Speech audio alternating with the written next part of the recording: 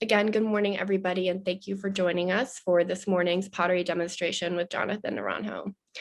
For those of you who are familiar with MIAC and our programming will know that pre-pandemic, we regularly hosted monthly pottery demonstrations in our Bucksbaum Gallery.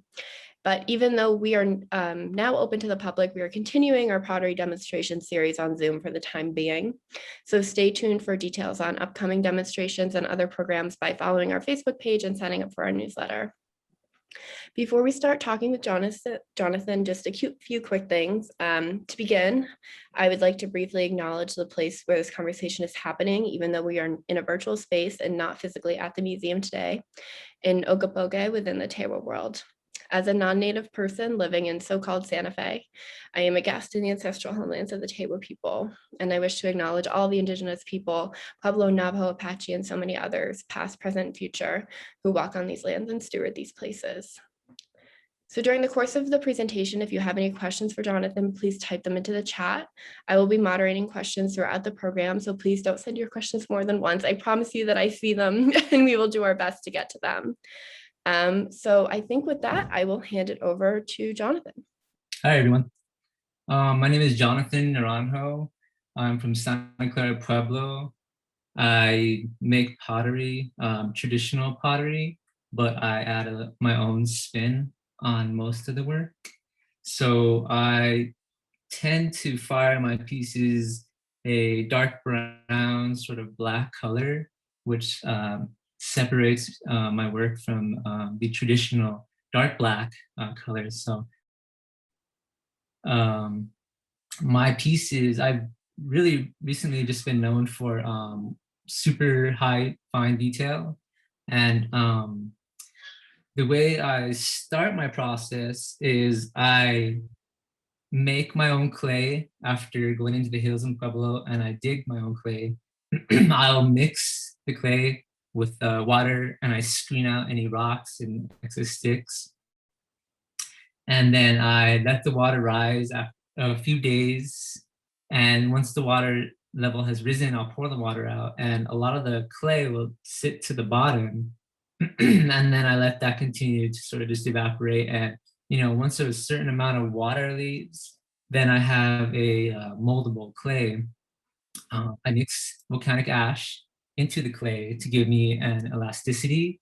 So I can mold the clay, I can shape pieces, and it just helps with firing. And so it's a really important part of it also is mixing the volcanic ash and the clay. And once I have my clay ready, then I hand form all of my pottery. So what I'll do is we call them poke bowls, but I'll get like a really short, shallow bowl, and I'll line it with clay with my hands, and I'll just sort of press it against the poke bowl and smooth out the bottom. And then what I do is I make these coils of clay along the side of it, and I place the coils around the rim of the piece, and then I pinch and pull the clay together while pulling the clay up. And I smooth out the sides using Kemper tools, also just my hands really, and then I rotate the piece to make sure all the angles are correct. I just keep working at that systematically. If I have a big piece, then I'm gonna have like a wider base, and then I'm gonna use a lot more clay. And I just keep layering the edges and pinching the clay together and smoothing it out, making sure that I have the right amount of clay. Otherwise, if I have too much, it can get too heavy. It could get a little lopsided. So it's a really tricky process. But I've gotten pretty good over the past 10 years of doing this full time. When I first started doing pottery, I made a lot of mistakes, but 10 years worth of full-time experience really helped me get a lot better at making bigger pieces and making sure that the pottery is uniformed and the way that I want it to look. So, that's how I make the pottery. Once I get a shape that I like, then I will place the pottery onto a shelf and let it dry for, let's say, about 2 or 3 days. And then once that's once that's completely dry, well, I check on it periodically to make sure that it's dry enough. So I'll take the piece out and I'll make sure that there's no cracks or there's no strange little dimples that I left from my hands. And then I'll continue to smooth that out, and then I'll place the pottery down to dry some more. So maybe about 2 or 3 days. It depends on the size of the piece. If it's a large piece, then it takes longer to dry. The smaller pieces, which I'm known to make also, like seed pottery, can be just handheld size. Those really dry quicker, maybe about a day and a half. But once that's dry, I'll have this really kind of rough piece of pottery, and it'll change colors. So it goes from like this dark brown, wet looking piece of pottery to more of a light tan, dry ground color looking piece of pottery. And it'll be really rough, and have my hands in the clay. You can see my thumbprints. And what I'll do is I'll get sandpaper and I'll smooth it out for maybe about an hour. Depends on the size. If it's a really big one, it could take maybe like 4 hours, off and on with breaks. And that process I think is really like missed. I feel like a lot of people don't get to see that part of the process, is the sanding, because it's so dirty. It's just like constant dust everywhere. So I make sure I wear like masks, and I have goggles on so it doesn't get in my eyes. And my clothes get really dirty, so I use aprons now. And I just take sandpaper and I just smooth out a piece of pottery until I get it to the way I want it to feel and look. So if I have like a little bit of a lopsidedness and I notice it, what I'll do is I'll place the pottery on a flat surface, and then I'll sort of just rotate it and see what I like about it, what I don't like about it, and then I'll sand some of the clay off real specific like that. And it's pretty tricky actually, because I have to use lighting a lot. So while I do this outside, the sun is moving over my head, and I've noticed that I've used the sun a lot to see what the pottery looks like, because the sun will hit the piece and it'll cast a shadow on the bottom portion of the piece. So when I'm rotating it, if I see a curve that might be just a little off, then I know that the piece is not completely uniform. So, I actually get really into sanding too. So I make sure that when I'm sanding, I use the sun and I have good lighting, and I'm rotating to see how the piece looks. So, once I get that down, and, I like the stance and the piece is nice how I want it, then what I'll do is I'll get like a wet sponge, and I'll just sort of smooth it out a little more, and run the sponge over the piece. And that makes it just nice and smooth. Once I get that smooth, I let it dry. And from there, what I do is I take a smooth riverstone. Actually, not a riverstone, I could show you right here. So I take a smooth riverstone, like such, one of these, and I get my station ready. So I lay down some newspaper. I get my slip. Now, I didn't tell you about how I make the slip. So the slip is a red rock. And what I'll do is I'll crush it down into a fine powder, similar to the clay, and I'll mix it with water. And I do the same thing where I screen the slip out, and I let the water rise. And then I pour the water out until I get the perfect consistency that I like. So I'll make it real pasty.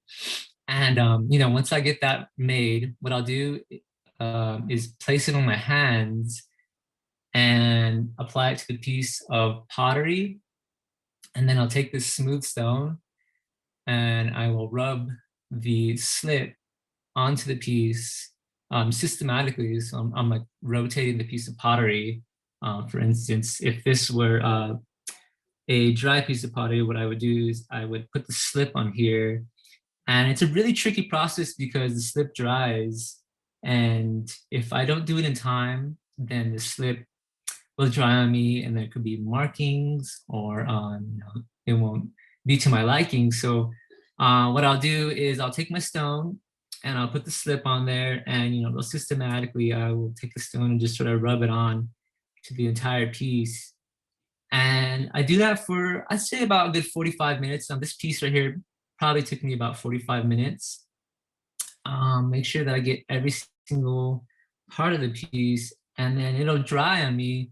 And once it's dry, it'll be this really gorgeous red color. I always love the way it looks when it's dry. But I'll have some slip on the top, and then I have to sort of just clean that off a bit, make it really nice. So I'll use my blade sometimes, or I'll use sandpaper.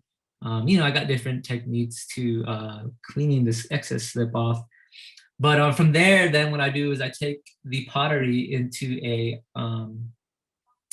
I prepare for firing. So I have a fire pit on my grandfather's land that I frequently travel to in Santa Clara Pueblo. And we use tins, wood, and I'll build a fire around the pottery.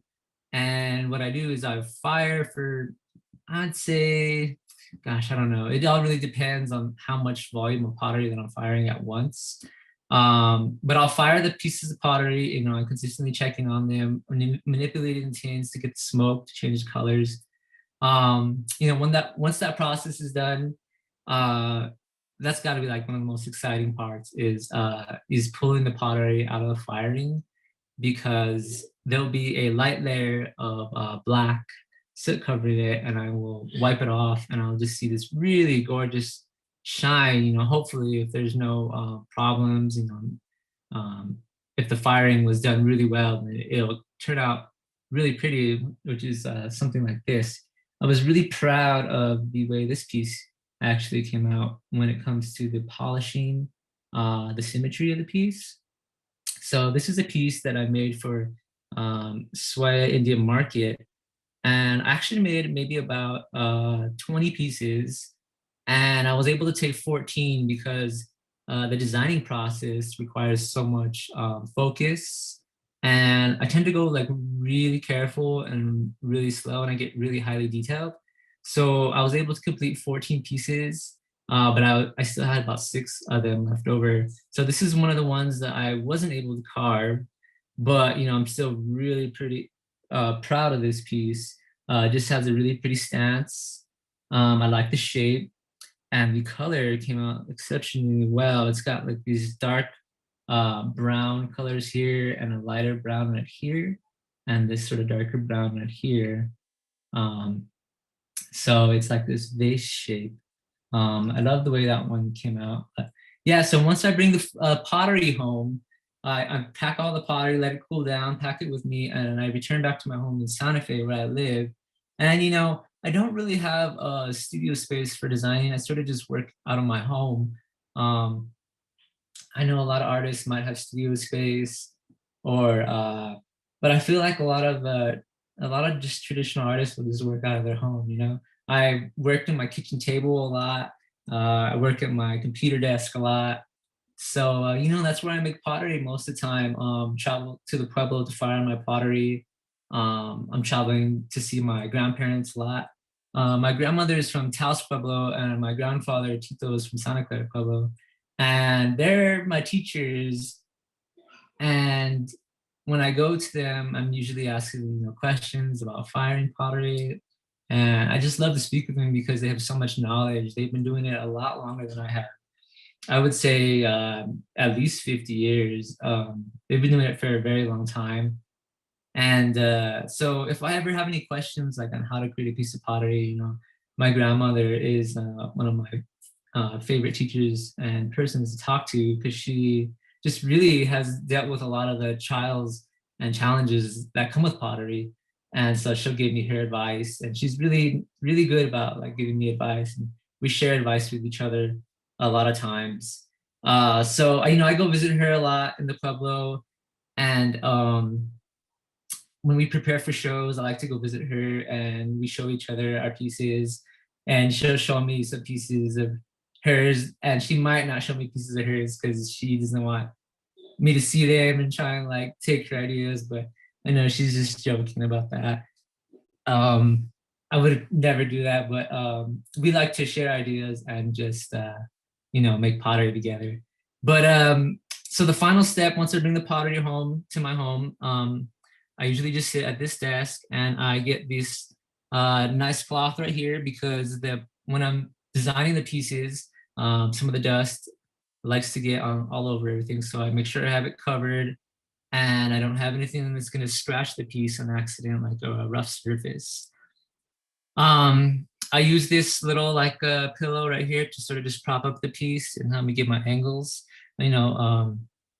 It's really different than just designing on a piece of paper, like with pencil and paper, because you have a flat surface. And with pottery, you have this three-dimensional space and you have curvature. So I have to prop up the piece certain ways at times, just to show off just to get the proper angle that I like. So for instance, I want to show you everyone today how I design pieces of pottery. I'll give you an example. This piece right here was designed by me a little before market, and I took my time with this one. I love the way the neck of the vase looked, as well as this handle right here. And it sort of reminded me of this long swan neck, and the way that a swan's neck sort of curves, when they're on the lake, or just how they are. And I actually put some geese on here, though, and it was the long bird's neck, though, that sort of inspired me to make this design in this piece. And that's happened sometimes. Sometimes a certain piece of pottery, I can look at it and just be trying to figure out what I'm going to put on the piece. But sometimes a specific piece will sort of just tell you what would look nice, or I'll just look at it and think of what I just did, and just put the piece of pottery on there. So I love the way this sort of came out, if you can see that well enough. And let's go ahead and start a little bit. I'll go ahead and add a little bit of a border on this one. But so for this piece, I sort of put the grass at this level plane to my eye, and I'll make sure that I level it with the bottom of the piece. And if I feel the spacing is about even from the grass to the bottom, then I can sort of prepare myself for a nice border to be added. I like to add these borders to the designs, because I feel like it really just ties in the pieces of pottery. So I'm gonna just start a little bit. So these are my tools real quick. I have just this sharp pointed, it's not too sharp, tool right here. This is really used for clay. But I use that now. I also got this like strange sort of dental tool, and I use these fine points right here just for my lines most of the time. I have these X-Acto blades right here, and then I use these for a chipping. So I'll chip at the piece and I'll carve deeper into these with these X-Acto blades. And so these are my tools. Why don't I go ahead and get just some lines up here to show you guys how I do it. So I'll just hold the piece, put this in my hand, and then lightly scrape at the surface.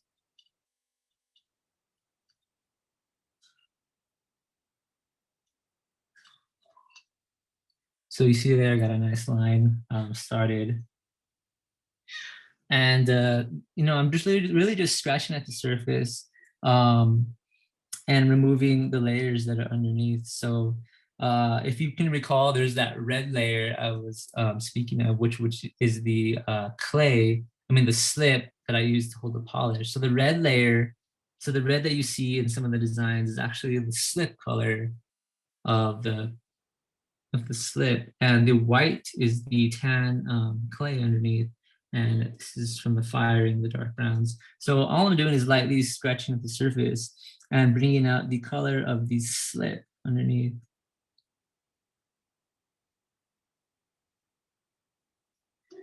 And when I do that, there's going to be a little bit of dust forming there. So I'm periodically just sort of blowing off anything that I can't. That way I can see more and see where my lines are. Otherwise it covers my lines. And so I'll just take my tool and scrape along the surface like this. It's real similar to designing with a pen or a marker. Those are very permanent tools that for illustrating that you can't erase with. So if you get like a line, maybe that's just not how you like to your liking, maybe uneven. I just have to look really closely and make sure that I get it to how I want it by finally etching at it. So see, I got a nice bold, thicker line right there started. And I think it would be really pretty if I just go ahead and add this really nice border to the whole top of the piece. So I'm going to continue this onto here.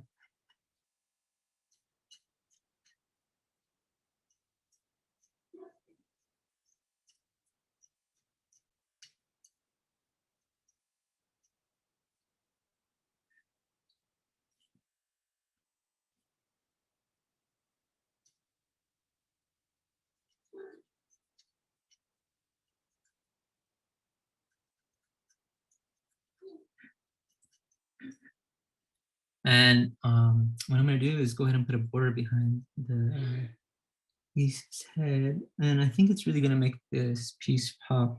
The borders tend to help keep the entire piece sort of just bring it all together. And I'll do this really pretty key design that I know that I do sometimes.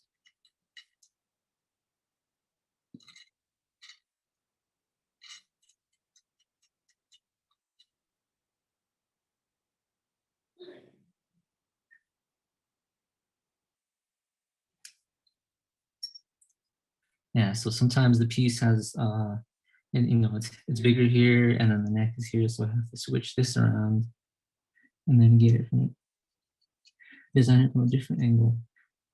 And I like to have all my lines as uniform as possible.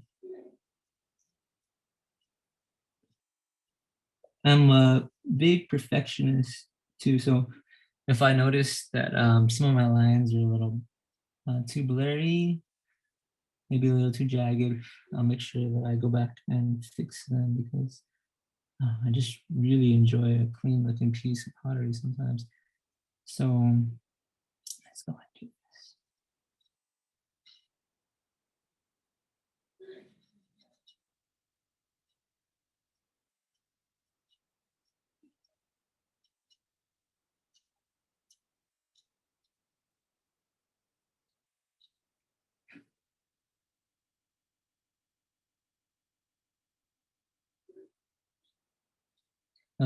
This tool is actually a little dull now. So when I get really intricate into some of these points of this design right here, I want this really nice and pointy. So what I'll do is I'll take this blade. This is a lot sharper than the one I just had. So I'll go ahead and just get in here. This is a tight space right here. I'll just bring a line down here.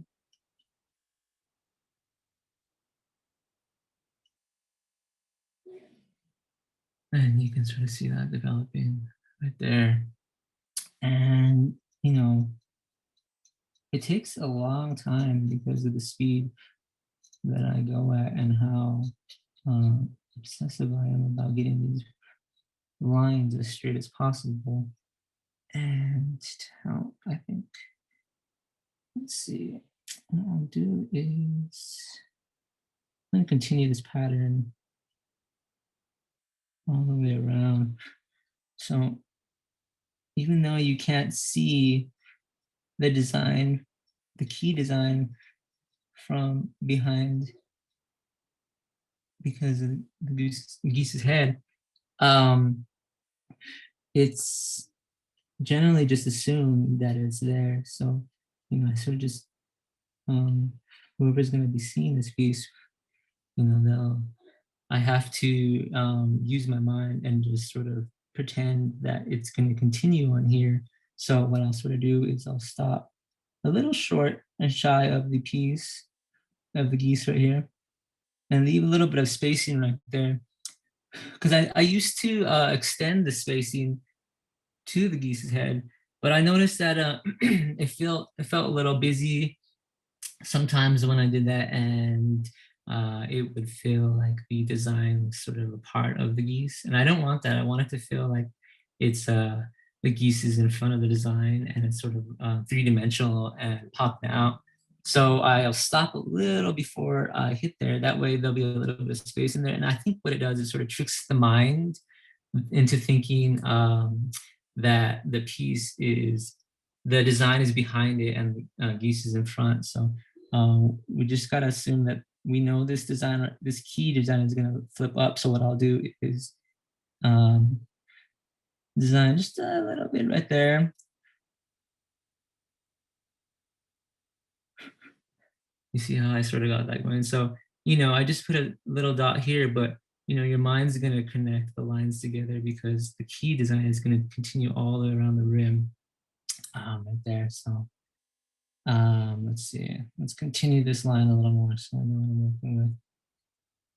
Now this part of the process is borders. It's really a different process than the illustrating of the bird, because this is so organic, the way the bird looks. And while this is really just uniformity and using lines and making sure that's nice and straight and how I want it. But the bird, with organisms and birds, animals, people, leaves, plants, water, anything natural, nature, it's really just forgiving, because I feel like feathers are a certain way, but you're not going to make a mistake if there's a little line off to the right when you're designing a feather, because that could be what a feather looks like. The wind blew it at that moment, and a little fine little piece just flared up. So with birds, it's really different. And I have to also take into account that I do a lot of shading with pieces of pottery. So with this piece, you can see here that I added a light amount of texture right there, just a real light brushing. And I sort of left this area undesigned, a little bit blank. You see that? There we go. And what it's doing is it's giving off an effect of light hitting the bird right here. It's where you can see a little bit of the texture on the bird. And right here would just tell your mind that it's a shadow, a shading. So yeah, what I'll do sometimes, I'll just do a quick example, is just add a little, let's see if I can get that in the focus. Yeah, it's a little difficult to get the focus sometimes, but so I'll just go ahead and add a little light line. Now I don't typically just bounce from design to bird. I just wanted to show that how different it is from designing animals than it is to these key designs, where with the key design, I just continually recreate this line some more.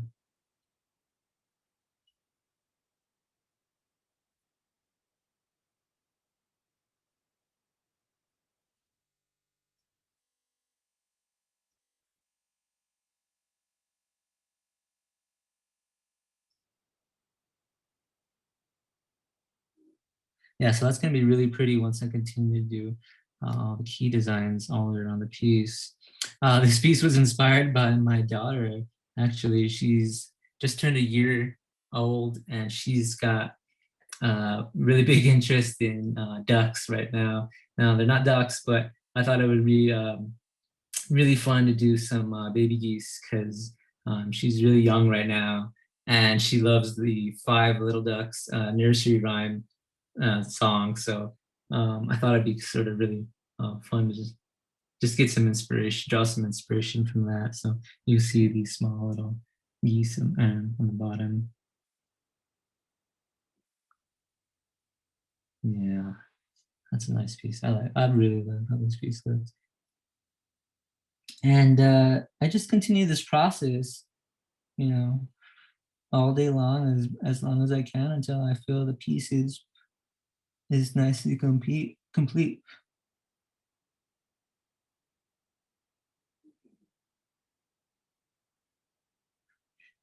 Typically work as much as I can until I'm just tired and my eyes need a break or my hand is starting to hurt. For art shows, the amount of work that I do is increased compared to in between the art shows when I am preparing pottery for sale at galleries or just to place on my shelf and prepare for the next art show. But I tend to work a lot more leading up to an art show. So sometimes my days could be a full 8-hour day of designing, typical work times. But I have been known to work at nights a lot. So I do work at night into late hours, sometimes maybe 2 in the morning. Uh, I feel like there are special times where creativity strikes. So um, I've had ideas just occur to me at like 2 in the morning or 1 in the morning after working on pottery. And they're like these strange eureka moments where I just get this really fun idea in my mind and I'm like, wow, that would be really neat to do on a piece of pottery. I'll write it down or I'll just get a piece of clay and start making the piece. um, in the morning time, like right now, um, I'm awake, I have some good energy, so what I'll do is just design and I'll feel okay. I won't be too hungry. But in the nights, yeah, there's those eureka moments. So I work at night, sometimes in the morning. So I feel like I typically tend to work at night more often than I do in the daytime.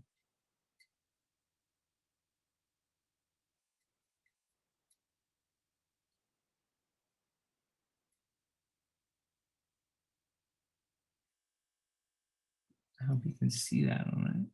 So you can see the designs developing a lot more. Yeah, that's looking pretty. I like that.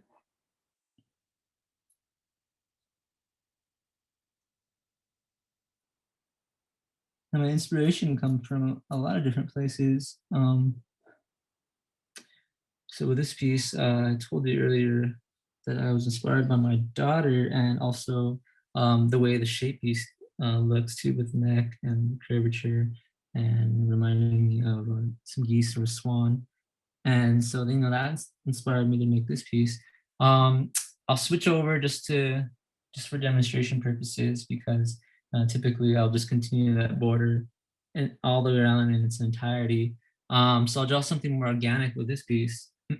So with this piece, I actually traveled to Alaska this summer, and I saw a lot of really beautiful things over there, including a lot of plant life, a lot of animal life, and just gorgeous, really gorgeous scenery and things that I don't typically see in New Mexico. So I had this idea in mind, one of those 2 in the morning eureka ideas when I'm designing. That I thought it'd be really great to do a 2-part piece of pottery work. So where I make 2 pieces of pottery. One piece of pottery would be all water themed animals, because when I was in Alaska, I saw salmon. We saw, my family and I, we saw some orca whales, we saw some otters, a lot of sea-based animals. And I thought, how pretty would it be to do a piece of pottery with the ocean and some whales. And, I don't typically do those designs. I tend to lean towards Southwest designs. Um, so I thought it'd be a really awesome idea to make a sort of land. Part one could be like a land piece of pottery, and part two could be a sea animal looking piece of pottery, which is the ocean of water. And the land piece was actually going to be some of the flora and fauna of like maybe some bears and moose that I saw, and just a bunch of different animals that are in Alaska. This piece I thought would be a great piece to start with the land Alaska theme, because I took this piece to pottery, and I was this piece of pottery to the Indian market, and I was displaying it for people, but I actually noticed that there was a scratch here, a mark from I think when someone was holding it, it may have picked up a scratch either from the mirrors that I used to display them on. Maybe it got tilted to look at like that, and someone might have scratched it, because there's a scratch here. Maybe it was from someone's rings that they're wearing on their hands. Could have got it there, but I was a little saddened by when I saw that, because I loved how pretty the piece was. But as an artist, when you see certain flaws like this, you have to figure out ways to make them into a piece of art. So, I call them like, happy accidents. I've heard that term, but it's really just taking something that was bad and turning it into something really good. So I thought this would be the perfect piece to do maybe a stem and some flowers. I'm going to share my screen, what I have on screen for you. Okay, so if you can see that right now, I have this picture that I took of these flowers. And this is Alaskan fireweed, I believe. And they're trickled all over Alaska. You can see a different photo here. These are my Alaska photos. So I took these photos from Alaska on my trip. And you can just sort of see this really pretty purple fireweed growing in Alaska. And it's all over the place. Everywhere that I drove, I could see it just sprinkled around on the land. And it's supposed to be there until the later months of summer into fall. And I believe once it's disappeared, that's how the people in Alaska know that, well, it sort of signifies that summer is over, I believe. Um, I might be wrong, but I noticed these everywhere, and I thought they're really pretty.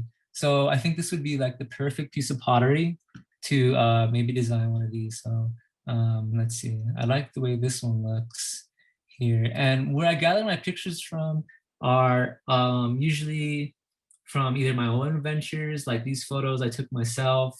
If I need a little extra inspiration, I might dive into like some magazines, um, to see how bear's anatomy looks, and how they stand correctly.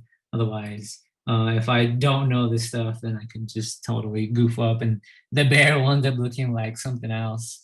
So I've designed and I've been drawing my whole entire life. So um, I kind of have a good idea of how a lot of things are supposed to look. So with this piece right here, we're gonna go ahead. I'm gonna switch back to the pottery, and you can see me. But this is what I'm gonna be drawing. We'll do this flower right here, just so you see what I'm gonna be designing. So we'll use this scratch here. I'll go ahead and just draw this stem over it. So let me see if I can get this scratch. There we go. So let's see. I like the way that leaf sort of looks. So what I'll do is I'll just sort of continue that line, and I'll just pretend that the line was intentional. So I'll just take this and sort of scratch with it.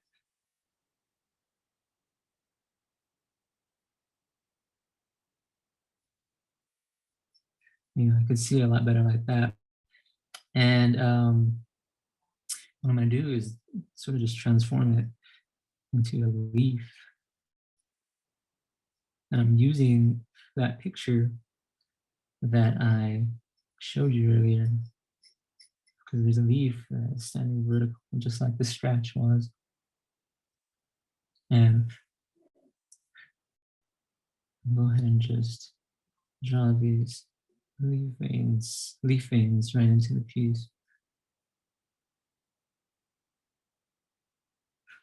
See, some of the scratches are already changing into something, something organic, like it was meant to be there in the first place. So this is a pretty good example of some of the trials that I have to deal with when making pieces of pottery. You can see that already turning into something. Let's see, we got a nice little curve here. I don't know if you can see that. Looks like the leaf is bending here, comes out this way. Now, I've been an artist my entire life. I've actually just really been, as a child, I was into drawing cartoons a lot. And, I watched cartoons on TV. I read the cartoons in the Sunday papers. Like every Sunday, my grandparents would receive the newspaper daily. And Sundays were my favorite time to read the newspaper because of the cartoons. I really enjoyed reading Peanuts with Snoopy and Charlie Brown. I liked Garfield. They got a completely different style than Peanuts did, because with Charlie Brown and Snoopy and the gang, they would have these designs that were more loose, and weren't so uniformed, and the lines were a little blurry, more organic. Whereas Garfield, the artist, I believe it's Jim Henson, had these nice clean lines going, and I don't know if they used the computer or not to do that. Maybe he's just real obsessive about getting clean lines like me if he's using markers and such. But each piece sort of just I would just practice drawing Garfield all day long in school. When I'm supposed to be doing school things, I would have a piece of newspaper, and while the teacher is talking, it's really bad to say that, but it's true. The teacher is talking and I'm taking notes. If there's maybe a time where we don't have to take notes and she's just maybe telling a story or something, I'll be designing. I was doodling in my notebooks, and actually that's really just how I got good at drawing, was doodling a lot. So I drew a lot of things that I like to see, like cartoons. And once I got the cartoon to look how I wanted it,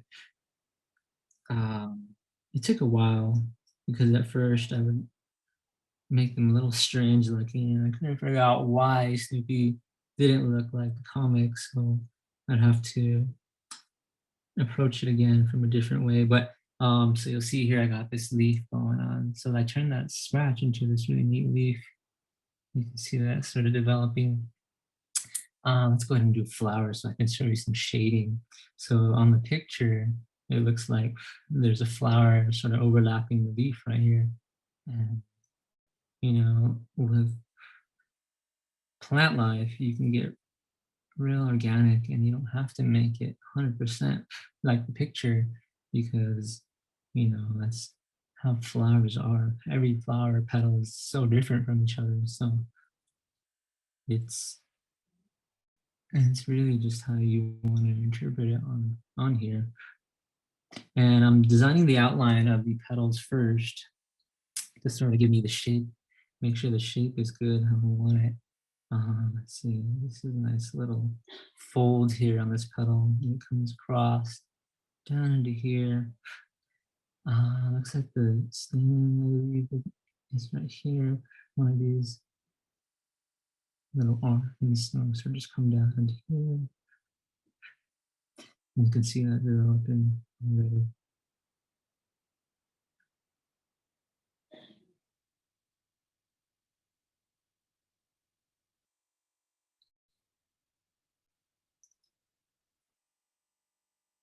So you see that sort of coming together there. You can sort of see the flower forming. And do another petal here. Bring that one down. Bring this petal right here. Let it overlap a bit because there's going to be another petal underneath. Right here, there's going to be another petal that's going to come around and kind of loop back this way.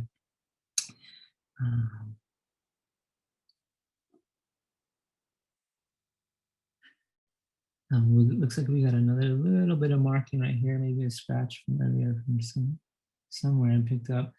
And let's see, that one's right under the leaf. What we can do is, we can continue the stem a bit, or we can use this petal. Let's try that. So we'll use a smaller petal like here, and then we'll use these little bits of markings to sort of just bring that back that way. And then it looks like with the piece, we got a bit of a fold here. Sometimes I use the picture for reference, and other times I'm just sort of drawing my own lines because the flower is so organic. So I'll study the flower, and I can see that there's some color in it and some white on the flower, which is also signifying more light hitting the area. So we'll go ahead and start by filling in. Let's use this tool. So this tool, that tool is great for lines. This one is a little more blunt, and I can sort of just kind of smudge the color, smudge the surface a bit. Now I'm going real lightly because I found it better to start light. That way, if I want more depth in a certain area, I can go over the same area again and bring out some more color. And I'm sort of just like kind of coloring. It feels like it's just like coloring. And that's really just how it sort of starts becoming an artist is the basic stuff, like coloring in school. And you just naturally bring all those things that you've done in your life together to kind of bring out something. So you can see this petal right here is forming. And I did it real lightly. Let's see, there's a better shot. Did it very lightly because what I'm going to do now is take that sharper tool. And I noticed on the picture that this is more white right here. So that means that the petal on top right here is receiving more light from the sun. So I'll go ahead and just do this real quickly. Let's go ahead and do that. So, doing this stuff actually matters, taking all this into detail, because you'll see when if I were to finish this entire flower, that it really just all comes together. It all matters. Every little bit extra of light and tone in little areas, because that's how you get that really extremely fine detail of an image. If I'm just gonna color the entire piece in the same amount of pressure, then you're just gonna get this blotch of flower, and it's gonna look like just a blotch. So if you take the extra time in looking at the colors and the lines and the way the light, if you think about the way where the sun is, and you take the extra time, it really pays off and it really shows.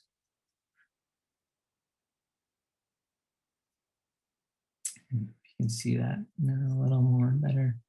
So what I'm doing is I'm leaving a little bit of space in between the petals. That way I can show some depth in the piece, because if I didn't, then I would get some of that splotch I was telling you, where it just looks like a blob of color. So you definitely have to leave some spacing in between the lines so you can make the piece, the image appear that much more detailed. And this one's got some, I like to get this sharp blade out and bring out some of these lines, because if you look at a flower closely, they have little lines too in the petal. I'm just clean that top line out, and you can see how if I just continually work and continue to do these petals all around with a pretty flower, I got that scratch that was there almost eliminated and turned it into a nice leaf.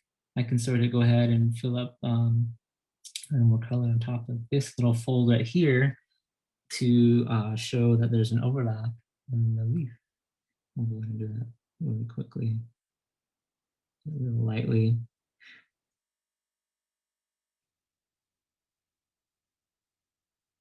And a little lighter here, because light is going to be bouncing off of the leaf there, more so than under here, because this is overlapping, and this is going to be shaded and shadowed more. So since these are the top of the leaf folding over, we'll go ahead and just add some brighter color here.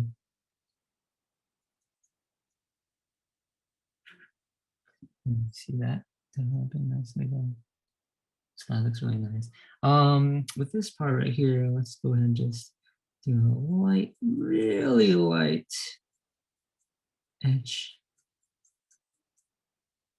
Really light, because we want it to have the color, we want it to show like it's a leaf, but we don't want the piece to be too bright because it is underneath the leaf.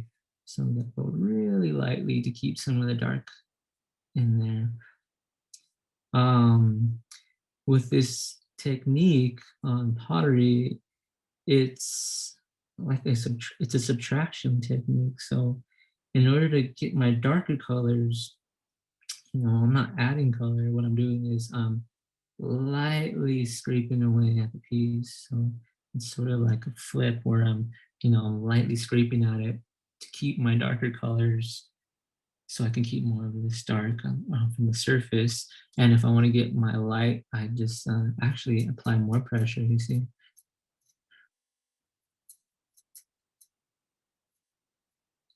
And that brings out more color, more of the slip and more of the clay underneath. And that helps to show more color. So it's a strange flip.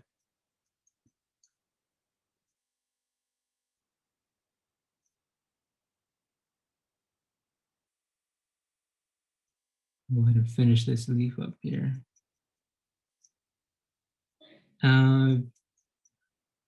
Worked on some pretty large pieces in the past. That took a very long time at this pace you see me moving at. I can't remember the exact dimensions of the largest piece I've ever made. It might have been maybe, let's see, 12, maybe about 18 inches wide and maybe about 12 inches tall. It was a really large bowl, really big, and I just designed the whole top of the surface. And that took me about a whole year, actually, off and on. Designing wise, what I'm doing now, maybe about, well, I would design little portions, little windows, and then I would put it away for a bit, come back to it the next day and do another part. And that took me maybe about a few months off and on, just coming back to it, maybe 5 hours of work, putting it away, coming back for another 5 hours. So the big ones definitely take a lot longer to make. These smaller ones, I can probably get it done a lot sooner. Yeah, so this is how I design my pottery. And it's just a really careful process of using these tools to get these images on the surface.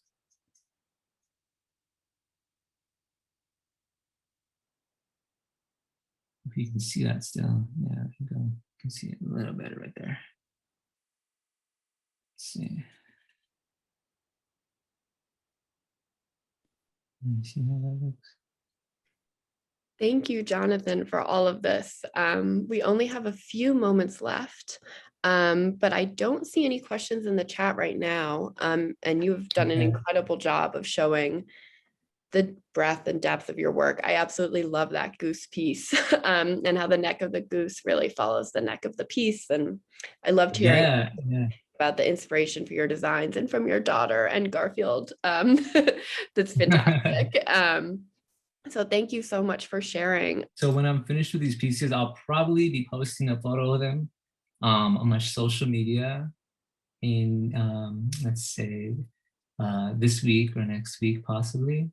But that'll be nice to see. So if anyone's watching this demonstration and you see these pieces now, and you could probably take a look at the finished product on my Facebook at Naranjo Pottery.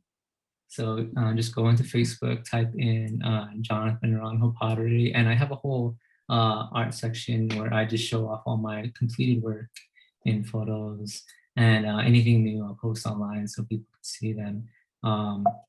Also on Instagram at Naranjo Pottery, I show a lot of my artwork there too. So those are really my main online sources to see my work.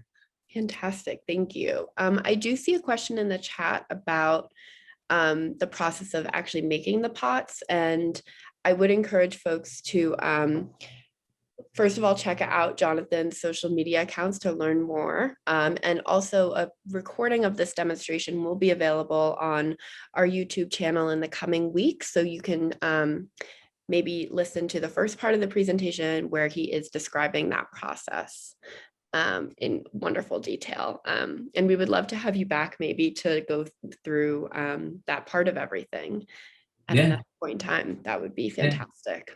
Yeah, that'd be awesome.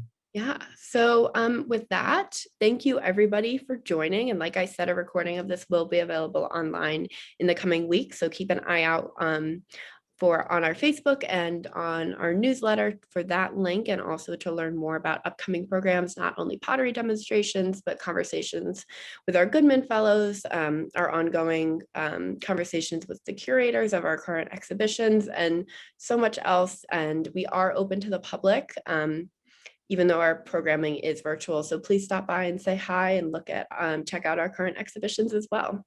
So thank you everybody for joining, and thank you, Johnathan, for such an incredible presentation. I am just in awe of the amount of detail and just wonderful, wonderful drawing talent that you have. So thank you everybody, and have a great rest of your day.